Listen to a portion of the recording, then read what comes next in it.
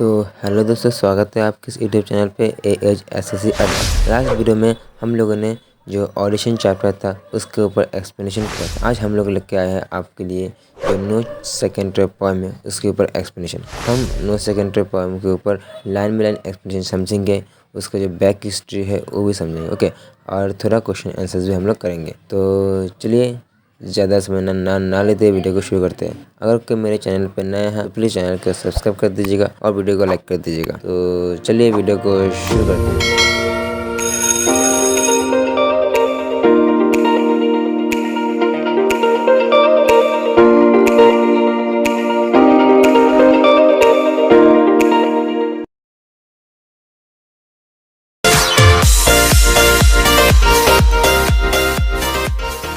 तो दोस्तों, पोएम की एक्सप्लेनेशन शुरू करने से पहले हम लोग जो टाइटल है नो सेकेंडरी उसकी पीछे की कहानी एंड जो पोएम है उसकी बैक हिस्ट्री, उसकी एक छोटा सा समरी हम लोग समझेंगे। उसके बाद हम लोग पोएम की लाइन बाय लाइन एक्सप्लेनेशन शुरू करेंगे, ओके। जो टाइटल है नो सेकेंड ट्रॉय, उसका मतलब क्या है? ट्रॉय का मतलब है एक राज्य, ओके। ट्रॉय एक राज्य का नाम है। माइथोलॉजी कैरेक्टर हेलेन वो एक विश्व सुंदरी एक औरत थी जिनको ट्रॉय का जो प्रिंस था पेरिस, वो हेलेन की सुंदरता से मोहित हो गया था। तो इसीलिए पेरिस जो कि ट्रॉय का राजकुमार है, उन्होंने हेलेन को अगवा कर लिया था। इसी वजह से जो ग्रीक के राजा थे उन्होंने ट्रॉय के ऊपर आक्रमण कर दिया और पूरा ट्रॉय को डिस्ट्रॉय कर दिया। तो इसीलिए पोएम का जो नाम है नो सेकेंड है, उसका मतलब है कि अभी के ज़माने में ऐसा कोई राज्य नहीं है डिस्ट्रॉय करने के लिए, ओके। जब हम लोग लाइन बाय लाइन एक्सप्लेनेशन समझेंगे और जब हम लोग उस लाइन पे आएंगे तो आपको और अच्छी तरीके से समझ में आ जाएगा क्यों मैंने ऐसी बात बोला कि अभी कोई ट्रॉय नहीं है डिस्ट्रॉय करने के लिए। तो हम लोग लाइन बाय लाइन एक्सप्लेनेशन शुरू करेंगे तो आपको अच्छे से समझ में आ जाएगा। अभी जस्ट आप लोग हेलेन कौन थे उसके बारे में एक छोटा सा समझ लीजिए, ओके। अभी जो पोएम है वो विलियम बटलर येट्स नाम के एक जाने माने लेखक ने लिखे हैं। उन्होंने इस पोएम को मेड गन नाम के एक औरत के अगेंस्ट पे लिखा है। उस औरत के लिए नहीं, उस औरत के अगेंस्ट पे। जो विलियम बटलर येट्स थे वो एक शांति श्रद्धा आदमी थे जो कि शांत रहना पसंद करते थे। लेकिन जो मेड गन है वो लोगों को उकसाते थे कि अगर आप लोगों को शांत से रहना है तो आप लोगों को झगड़ना पड़ेगा, लड़ना पड़ेगा। यानी जो मेड गन थे वो लोगों को एक्शन के लिए, वायलेंस के लिए इंस्पायर करते थे। लेकिन विलियम बटलर येट्स एकदम शांतिपूर्ण इंसान थे। और जो विलियम बटलर येट्स थे वो मेड गन को बहुत पसंद करते थे। लेकिन मेड गन के शादी होने जाने के बाद वो एकदम मायूस हो गया और उसी के बाद उन्होंने मेड गन के अगेंस्ट पे स्टोरी लिखा है। तो चलिए अभी हम लोग स्टोरी के लाइन बाय लाइन एक्सप्लेनेशन शुरू करते हैं तो आप लोगों को और अच्छी तरीके से समझ में आ जाएगा, ओके। तो चलिए हम लोग शुरू करते हैं। जो हमारा फर्स्ट लाइन है वो है why should I blame her that she field my days. यहाँ पर हर मेड गन को रिप्रेजेंट किया गया है। यहाँ पर स्पीकर विलियम बटलर येट्स ने खुद को एक क्वेश्चन किया है कि क्यों मैं मेड गन को ब्लेम करूँ मेरे लाइफ को डिफिकल्ट बनाने के लिए, मेरे लाइफ को इमोशनल सफरिंग बनाने के लिए, क्यों मैं उनको ब्लेम करूँ। नेक्स्ट, विद मिजरी और दैट शी वुड ऑफलेड, क्यों मैं उनको ब्लेम करूँ कि मेरे लाइफ को उन्होंने एकदम इमोशनल डैमेज कर दिया, मेरे लाइफ के एकदम उनका जो रिसेंट एक्शन है यानी उन्होंने जो शादी कर लिया उसकी वजह से मेरी लाइफ एकदम इमोशनल डैमेज हो गया, क्यों मैं उनको ब्लेम करूं। ऑफ लेट का मतलब है रिसेंटली, उनका जो रिसेंटली एक्शन हुआ है उसी वजह से, उन्होंने जो रिसेंटली जो शादी कर लिया उसी को यहाँ पर विलियम बटलर येट्स ने बोलने की ट्राई की है। Third line, have taught to ignorant man most violence.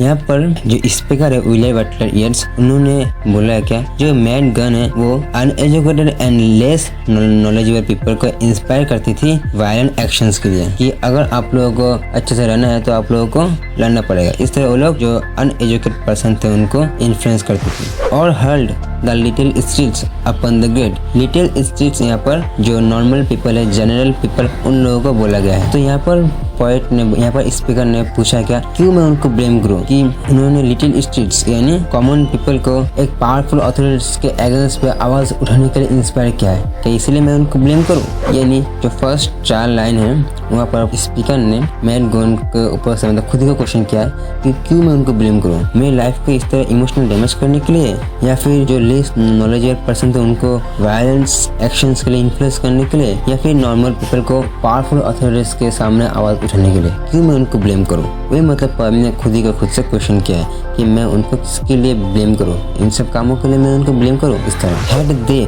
But courage equal to desire. इस लाइन के जरिए येट्स ने ये बोला है कि लोगों के पास उतना साहस होता जितना वो लोग समझते हैं, जितना उन लोगों को चाहिए, तो वो मैड गन जैसा बोलते वो सेम टू सेम ऐसा ही करते। अगर लोगों के पास उतना करेज होता जितना वो लोग सोचते हैं, जितना वो लोगों को चाहिए, अगर उतना करेज होता तो वो मैड गन के इशारे पे वो लोग एज इट इज नाचते रहते।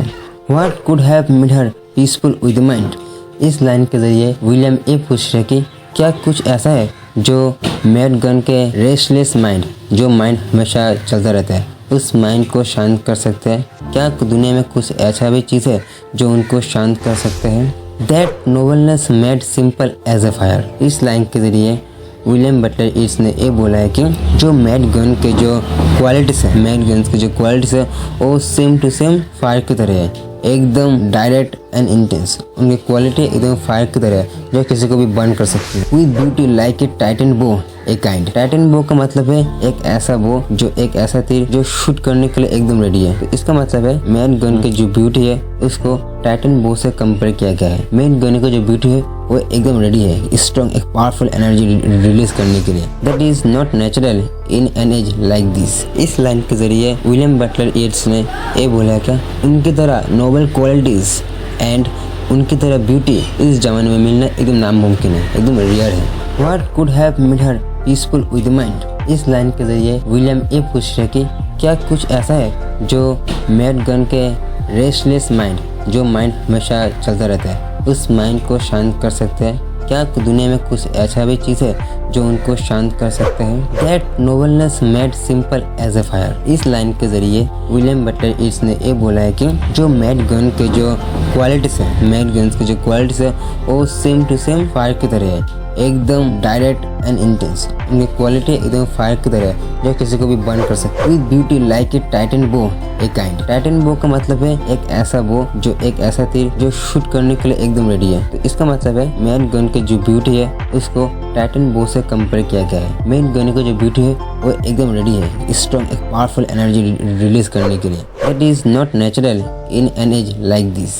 इस लाइन के जरिए विलियम बटलर येट्स ने ये बोला क्या उनकी तरह नोबल क्वालिटीज एंड उनकी तरह ब्यूटी इस जमाने में मिलना एकदम नामुमकिन है, एकदम रेयर है। Being high and solitary and most stern. High से यहाँ पर नोबल क्वालिटीज को समझा गया है। सॉलिटरी का मतलब है वो एकदम एलोन थी, और मोस्ट स्टर्न यानी वो एकदम स्ट्रिक्ट थी। यानी मैड गन एकदम सुंदर थी, उनके अंदर नोबल क्वालिटीज थी और वो हमेशा अकेला रहती थी और वो बहुत स्ट्रिक्ट भी थी। Why what could she have done being what she is. यहाँ पर विलियम बटलर येट्स ने ये बोला क्या उन्होंने जो इतना सारा जो काम किया है वो किसी के कहने पर उन्होंने नहीं किया। उन्होंने किया है क्योंकि वो ऐसे ही है, क्योंकि उनका कैरेक्टर ही ऐसा है, इसलिए उन्होंने ये सब काम किया है। किसी और के कहने की वजह से उन्होंने ये काम नहीं किया। Was there another toy for her to burn। जो लास्ट लाइन है उस लाइन पे जो पोएट है विलियम बटलर येट्स, उन्होंने मैड गन को हेलन से कंपेयर किया। ओके, जिस तरह एंशिएंट टाइम पे हेलन की वजह से ट्रॉय डिस्ट्रॉय हो गया था,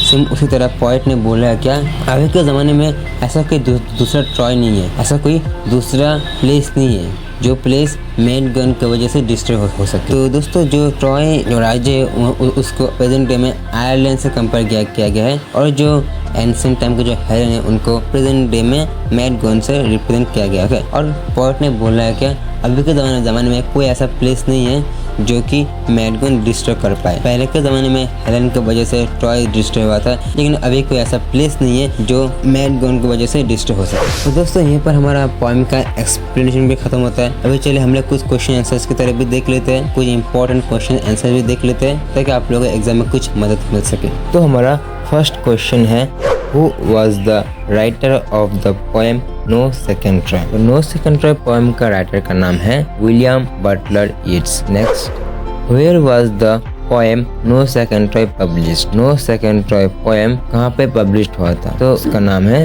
the green helmet and other poems, जो कि 1910 पे पब्लिश हुआ था। Who is the woman referred to in the poem no second try. No second try poem में इस वुमेन को रेफर किया गया है, तो उस वुमेन का नाम है Maud Gonne. Who was the husband of Maud Gonne. Maud Gonne के हस्बैंड का नाम क्या है? तो उनका नाम है मेजर जॉन मैकब्राइड।